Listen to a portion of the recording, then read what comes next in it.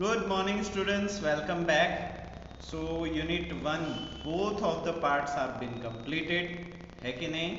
So now we are going to start our new chapter which is chapter number 2 paws and wings.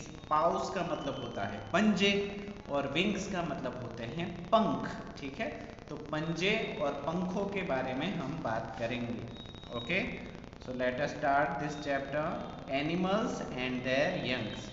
जानवर और जानवरों के बच्चे. सो describe, चलो पहले तो तीनों फिगर देख लो. फर्स्ट फिगर में mama is feeding milk to his child. एक मम्मा है जो अपने बच्चे को दूध पिला रही है. Second figure if you see a dog is feeding milk to puppies. Dog जो है वो अपने बच्चों को दूध पिला रहा है. और थर्ड में देखो chicken is coming out from the egg. एक मुर्गी का बच्चा अंडे में से बाहर आ रहा है. And fourth figure if you see यहाँ पे एक प्लांटेशन बड़ा हो रहा है, पौधा बड़ा हो रहा है कि नहीं? ठीक है. So describe what is happening in each picture. We have already described हर फिगर में क्या हो रहा है, पिक्चर में क्या हो रहा है. Like all living beings animals to reproduce to give life to their young ones. हर जिंदा चीज की तरह जानवर भी अपने आप को रिप्रोड्यूस करते हैं, अपने जैसा ही एक छोटा बच्चा बनाते हैं, रिप्रोड्यूस करते हैं. The process by which animal produces another of its kind is called reproduction.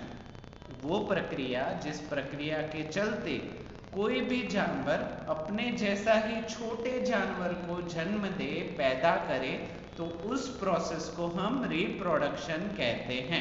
What is reproduction? The process by which animal produces another of its own kind. अपने जैसा ही दूसरा पैदा करते हैं, बनाते हैं, जन्म देते हैं, तो उसको रिप्रोडक्शन कहते हैं. Think and answer. सोचिए और जवाब दीजिए. क्या सोचना है? What do you think will happen if no living being reproduce. क्या होगा अगर कोई भी बच्चे पैदा नहीं करता या अपने जैसे छोटों को जन्म नहीं देता, तो क्या होगा? तो पूरी दुनिया खत्म हो जाएगी. सोचो, अभी मैं सोचो, आपके मम्मी पापा ने आपको जन्म नहीं दिया होता तो आप तो होते ही नहीं, और ना ही जानवर होते. रिप्रोडक्शन से पूरी दुनिया आगे बढ़ती है, चलती रहती है कि नहीं? तो रिप्रोडक्शन नहीं होगी तो दुनिया अटक जाएगी, क्योंकि प्लांट्स भी रिप्रोड्यूस करते हैं, एनिमल्स भी रिप्रोड्यूस करते हैं, इंसेक्ट भी रिप्रोड्यूस करते हैं. I think almost every living being, हर जिंदा चीज रिप्रोड्यूस करती है, अपने जैसे ही दूसरों को बनाती है. ठीक है, चलो ऑब्जर्व एंड आंसर. सबसे पहले फिगर देख लो. ये हिरन का झुंड है और यहाँ पे शिप्स का झुंड है. ठीक है. Most babies bear resemblance to their parents. ज़्यादातर resemblance to their parent. We human beings are able to identify our babies, but how do animals recognize their offsprings? ठीक है. ज़्यादातर बच्चे अपने पेरेंट्स के जैसे ही दिखते हैं, हाँ कि ना? ठीक है. हिरन का बेटा सेम टू सेम हिरन के जैसा ही लगेगा. बेबी डॉग भी डॉग के जैसा ही लगेगा. ठीक है. तो पहचानेंगे कैसे? देखो, हम बेबीज को अलग अलग पहचान सकते हैं कि ये कृष है, ये भक्ति है, ये जन्म है, ये नमन है, ये ऊर्जा है कि नहीं? ये नायशा है, ये निष्का है. आप सभी को हम अलग अलग आइडेंटिफाई कर सकते हैं, कर सकते हैं. But we human beings are able to identify our babies. हम इंसान अपने बच्चों को पहचान सकते हैं, हाँ पहचान सकते हैं. But how do animals recognise their offspring? Offspring का मतलब होता है अपने आने वाले बच्चे या अपने बच्चों को. ठीक है. तो जानवर अपने बच्चों को कैसे पहचानते होंगे? सारे तो एक जैसे ही दिखते हैं, है कि नहीं? तो चलो इसका जवाब ढूंढते हैं. Animal reproduce in a different ways. जानवर जो हैं वो अलग अलग तरीके से रिप्रोड्यूस करते हैं. Some animals directly give birth to babies. कुछ जानवर ऐसे होते हैं जो सीधा ही बेबी को जन्म दे देते हैं. whereas some animals lay eggs from which offspring hatches, और कुछ जानवर जो है वो अंडे देते हैं और अंडों से बाद में बेबीज बाहर निकलते हैं, है कि नहीं? इससे अच्छा, इसका आंसर तो आपको मिला कि नहीं मिला? तो आप सोचो और जब स्कूल आओगे तब मुझे पूछना कि जानवर अपने बेबीज को कैसे पहचानते हैं, ठीक है? पहले सोचो कैसे होगा। चलो, some single celled organisms split themselves into two, they multiply in this way। अभी कुछ जिंदा चीज जिसको हम माइक्रोस्कोप से देखते हैं, जिसके लिए मशीन लगती है देखने के लिए, वो कुछ अपने आप को रिप्रोड्यूस करने के लिए अपने आप को दो हिस्सों में काट देते हैं। तो ऐसे सिंगल सेल्ड ऑर्गेनिजम्स होते हैं, वो अपने जैसे ही दूसरों को जन्म देने के लिए ना ही वो अंडे देते हैं ना ही वो बच्चे देते हैं, वो खुद अपने में से दो हिस्से कर देते हैं, तो दोनों हिस्से बाद में जिंदा रहते हैं। समझ में आया? ठीक है। Some worms which have more cells in them, कुछ कीड़े जिसमें एक से ज्यादा सेल्स हों, can become two whole worms if they are cut in half। और ऐसे कीड़ों को आप अगर बीच से काट दोगे ना, तो दोनों ही हिस्सों से दो वर्म्स बन जाएंगे, वो मरेंगे नहीं, वो दोनों, एक पूरा था आपने उसको बीच से काट दिया तो ये एक वर्म और दो वर्म, बाद में इन दोनों को फिर से काट दोगे तो चार वर्म्स हो जाएंगे। समझ में आया? ठीक है। एनिमल्स दैट गिव बर्थ, ऐसे जानवर जो जन्म देते हैं, बच्चे देते हैं, ना ही अंडा ना ही अपने आप को काटना, बच्चे देते हैं। लाइक अस, हमारी ही तरह, some animals give birth to their young ones, कुछ जानवर अपने जैसे ही बच्चों को जन्म देते हैं, पैदा करते हैं। The offspring develops inside the mother's body itself, जो बच्चा है वो माँ की कोख में, माँ के ही पेट में बड़ा होता है। This process of development varies from animal to animal, ये बच्चे को बड़े करने की जो प्रक्रिया है वो एक जानवर से दूसरे जानवर में अलग अलग हो सकती है। While a baby elephant takes about 21 months to develop, जहाँ पे बेबी एलिफेंट जो होता है, हाथी का जो बेबी होता है, उसको पैदा होने में 21 मंथ्स लगते हैं। कितने? 21 मंथ्स, मतलब कितना हो गया पता है? 2 साल में 3 महीने कम, 2 साल में 3 महीने कम। और human baby takes around 9 months, जबकि इंसान के बच्चे सिर्फ 9 महीनों में पैदा हो जाते हैं। और हमारा तो छोड़ो, अ किटन ओनली 2 मंथ्स, बिल्ली के बच्चे सिर्फ 2 ही महीने में पैदा हो जाते हैं। सोचो, तो ये जो रीजनरेशन है, रिप्रोडक्शन है, उसका जो टाइम ड्यूरेशन है वो अलग अलग एनिमल के लिए अलग अलग हो सकता है। Animals that directly give birth to their babies are called mammals, तो ऐसे जानवर जो सीधे ही अपने बच्चों को जन्म देते हैं, ना ही अंडा देते हैं ना ही अपने आप को काटते हैं, तो ऐसे जानवर को हम बोलेंगे मैमल्स। क्या बोलेंगे? Mammals. The duck billed platypus and spiny anteater are the only mammals that lay eggs instead of giving birth to their babies। अच्छा, यहाँ पे भी एक्सेप्शन है, जैसे बोलते हैं ना पूरी क्लास होशियार है बस एक दो बच्चों को छोड़ के, तो वो एक दो बच्चे क्या हैं? एक्सेप्शन है। एक्सेप्शन मतलब अपवाद है, ऐसे होंगे ही होंगे, आप कितना भी करो 2-3 लोग तो ऐसे निकल ही जाएंगे जो रूल्स फॉलो नहीं करेंगे। तो मैमल्स में भी 2 मैमल्स ऐसे हैं, कौन से? डक बिल्ड प्लेटिपस, जो यहाँ पे दिख रहा है ना, डक बिल्ड प्लेटिपस, जो बतख बनते बनते प्लेटिपस बन गया वो, ठीक है। और दूसरा है स्पाइनी एंट ईटर, स्पाइनी एंट ईटर्स, कांटों वाला, उसके शरीर पे कांटे लगते हैं और वो चींटियां खाता है। तो ये दोनों मैमल्स होते हुए भी अंडे देते हैं, ठीक है। तो ये दोनों रूल्स को फॉलो नहीं करते, बट 99% मैमल्स सीधा ही बच्चों को जन्म देते हैं। ओके, चलो आगे बढ़ते हैं। When the babies are born, most of them are weak and helpless। जब भी बच्चे पैदा होते हैं उसमें से ज़्यादातर बहुत ही कमज़ोर होते हैं और वो खुद की मदद नहीं कर सकते, वो हेल्पलेस होते हैं, लाचार होते हैं। And are taken care of by their mothers, और उनका ध्यान उनकी मदर ही रखती है, मम्मी ही रखती है। Till they are able to take care of themselves, कब तक? जब तक वो खुद अपना ध्यान रखना नहीं सीखते। They usually feed on their mother's milk, वो साधारण तौर पे अपनी ही माँ का दूध पीते हैं। यहाँ पे देखो कांगारू और उसका बेबी है, और उसका छोटा भाई उसके देखो बैग में है कि नहीं? ये उसका थोड़ा बड़ा बेबी जो अपना ध्यान रखता है, और ये छोटा बेबी जो मम्मी संभालती है। A kangaroo baby is very tiny and has a hardly any shape when it is born. जब कांगारू का बच्चा पैदा होता है तब वो बहुत ही छोटा होता है, और उसका शेप पता भी नहीं चलता कि ये कांगारू का बच्चा है या किसी और का बच्चा है। It just has a strength to climb up into its mother's pouch. उसके पास बस इतनी ही ताकत होती है कि वो मम्मी के जो पाउच है पेट के पास, उसके अंदर जा सके। ठीक है।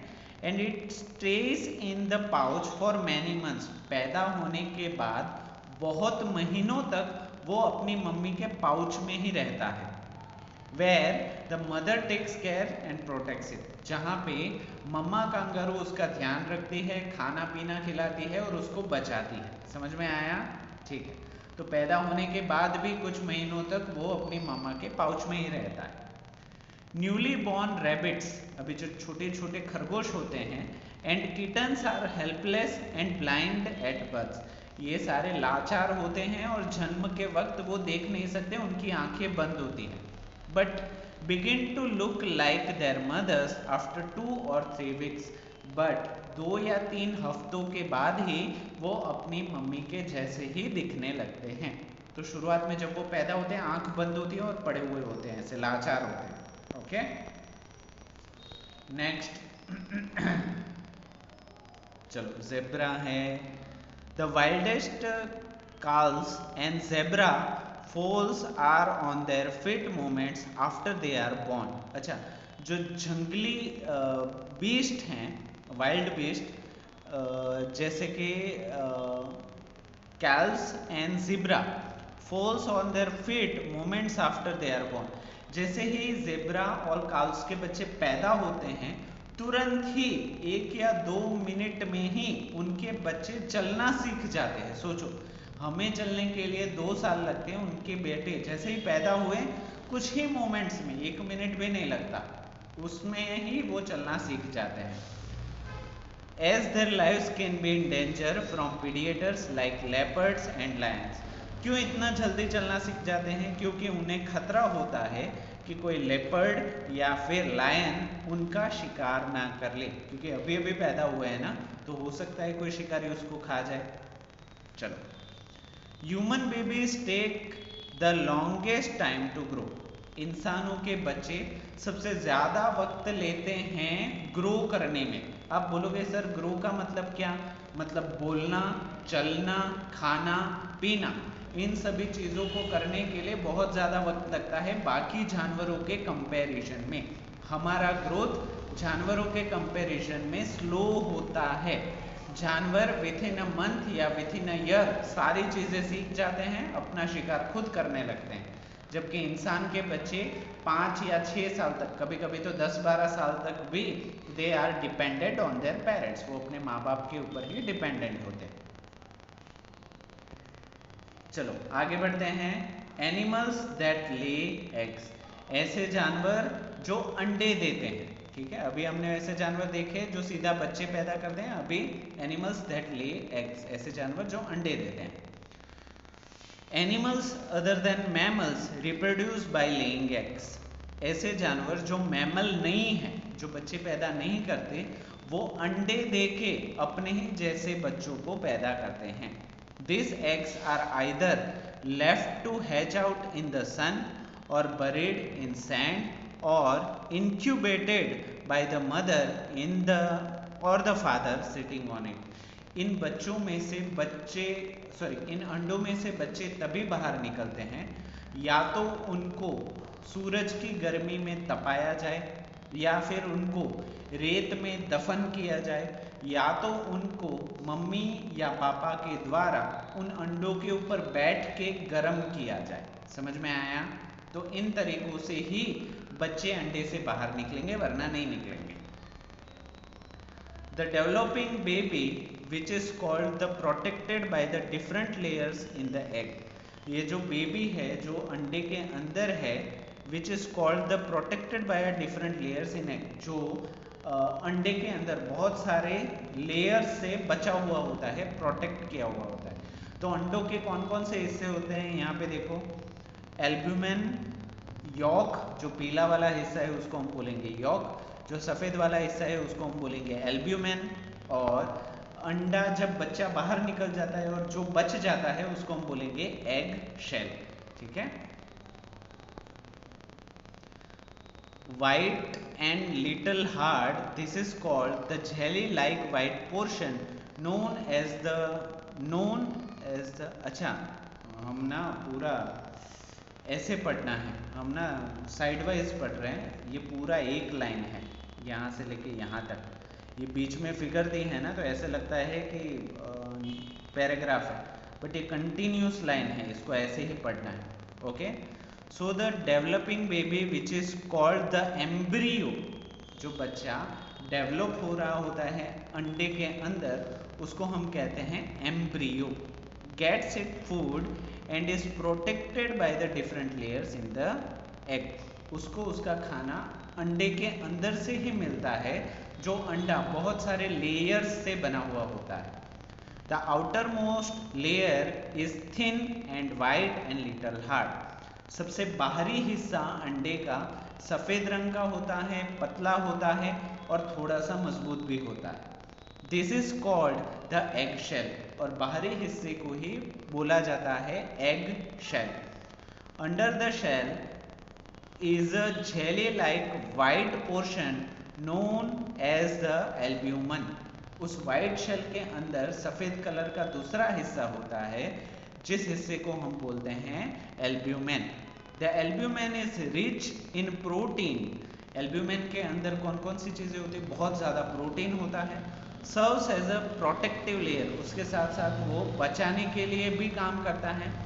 And supplies water to the embryo, और वो जो बच्चा पैदा हो रहा है उसको पानी भी देता है। The inner most layer is a yellow, सबसे अंदर वाला हिस्सा जो पीले कलर का होता है, yellow substance, which is rich in fats, vitamins and in minerals, जिसके अंदर बहुत ज़्यादा फैट होता है, विटामिन्स होते हैं और मिनरल्स भी होते हैं। दिस इज कॉल्ड द योक, इसी को योक बोला जाता है। It provides the food for the growing embryo, और ये जो बच्चा बड़ा हो रहा होता है उसको खाना पूरा देता है। ठीक है? Okay. Once the egg hatches, एक बार जब बच्चा पैदा होने की तैयारी में आ जाए, the parent bird feed and protect the young ones, एक बार बच्चा अंडा फोड़ के बाहर आ जाए तो बाहर आने के बाद उसके मम्मी और पापा उसको बचाते हैं, till they can look after themselves, तब तक जब तक वो उन्हीं के जैसे दिखने नहीं लगते। समझ में आया?